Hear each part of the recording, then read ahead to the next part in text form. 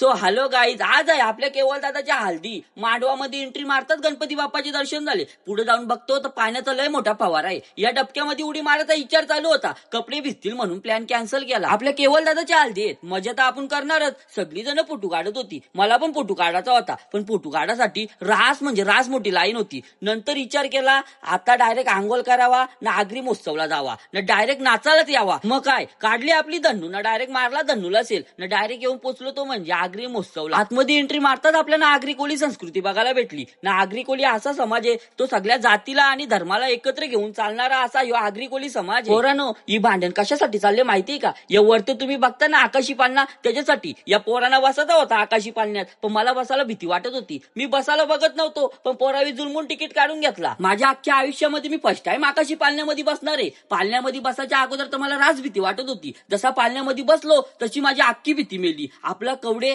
कणाची भीती वाटत होती काय माहित. कसं पालनावरती जात होता तसा आपला कवडे थरथर कापत होता. वर्षा आपला आगरी महोत्सव लय भारी दिसत होता. खाली उतरलो ना आपला जाऊन पहिले आगरी कोली डान्स बघितला. आता पेट पूजा झालीच पाहिजे म्हणून मंचुरियनची प्लेट घेतली. आता त्याच्यात पोट नाही भरला म्हणून आपण जाऊन लगेच पाणीपुरीची प्लेट घेतली. पाणीपुरीची प्लेट होती 40 रुपये. नंतर विचार केला घरा खाल्ली असती तर 40 रुपयामध्ये 2 आले असते. तर चला मित्रांनो, आता आपल्याला केवळ दादाच्या हल्दीला जाऊन नाचायचं पण आहे. तर आजचा ब्लॉग कसा वाटला, असेच अनोखे ब्लॉग बघायसाठी तुम्ही दीपेश वारके या युट्यूब चॅनलला पटापट सबस्क्राईब करून ठेवा.